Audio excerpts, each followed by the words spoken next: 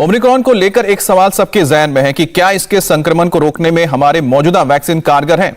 इस पर serum institute of India ने सरकार को कोरोना की बूस्टर डोज जल्द शुरू करने की सलाह दी है। सीरम इंस्टीट्यूट ने drugs controller general of India के पास आवेदन देकर कहा है कि जैसे ब्रिटेन समेत दूसरे देशों में बूस्टर डोज शुरू करने की अनुमति दी गई है, तीसरी लहर के खतरे को देखते हुए भी भारत में भी इसकी मंजूरी जल्द दी जाए। सीरम इंस्टीट्यूट ने कहा है कि ब्रिटेन में एस्ट्राजेनेका की बूस्टर डोज को पहले ही मंजूरी दे दी गई है और भारत में भी काफी आबादी कोविशील्ड वैक्सीन के दोनों डोज लगवा चुकी है।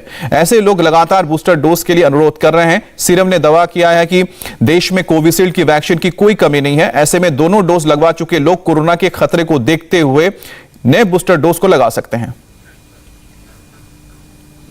भारत में ओमिक्रॉन को लेकर मामला अभी अलर्ट और एहतियात के निर्देशों तक सीमित है। दुनिया के कई देशों में तो बात खतरे तक पहुंच चुकी है, क्योंकि ओमिक्रॉन दुनिया के 24 देशों में पहुंच चुका है। अब तक ओमिक्रॉन से अछूते अमेरिका में भी एक मरीज मिलने से हड़कंप मच गया है। इजराइल में हालत यह है कि कोरोना वैक्सीन की डबल डोज के साथ बूस्टर डोज लेने वाले 3 डॉक्टर भी ओमिक्रॉन से पॉजिटिव पाए गए हैं।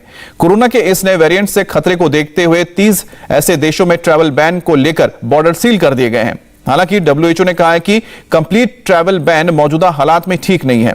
हवाई सफर के लिए देशों को सुरक्षित उपायों का इस्तेमाल करना चाहिए, लेकिन पहले से बढ़ते कोरोना के मामलों के बीच ओमिक्रॉन का डर ऐसा है कि जहां जहां इसके मरीज मिल रहे हैं वहां बेहद सख्त प्रोटोकॉल का पालन करने के निर्देश दिए जा रहे हैं।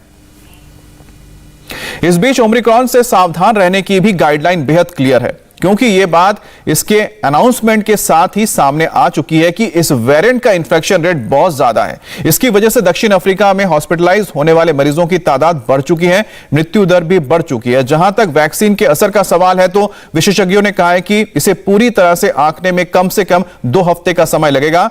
तब तक यह वेरिएंट ऑफ कंसर्न की कैटेगरी में तो है ही। The evidence we have so far is very preliminary. अभी जो सबूत हैं वो बहुत शुरुआती हैं। अभी हमें यही पता चला है कि इस वेरिएंट की संक्रमण दर बढ़ी है। ऐसे में हमारे सामने चुनौती यही है कि क्या हमारी वैक्सीनें असरदार हैं, और इस सवाल का जवाब तुरंत नहीं मिलने वाला है। हमें अब तक जो मालूम है और पुराने वेरिएंट से जुड़े जो आंकड़े हमारे पास हैं, उनको अगर नए वेरिएंट से मिलाएं तो हम ये कह सकते हैं कि नया वेरिएंट एंटीबॉडीज को चकमा दे सकता है। पर हमें समझना होगा कि वैक्सीन सिर्फ एंटीबॉडी के जरिए हमें प्रोटेक्ट नहीं करती है। सच तो यह है कि जो चिंताजनक वेरिएंट पहले भी आए थे, उनसे लड़ने में वैक्सीन काफी असरदार साबित हुई है। वैक्सीन लगी होने पर हमें बीमारी से, अस्पताल में भर्ती होने से प्रोटेक्शन मिलता है। तो अभी वैक्सीन के इफेक्टिव होने को लेकर फिक्र करने की जरूरत नहीं है। Be a disease and hospitalization. So that's why no real concerns at this point in that regard. India TV हर वक्त हर जगह डाउनलोड करने के लिए सर्च करें India TV news Google Play Store या ऐप स्टोर पर।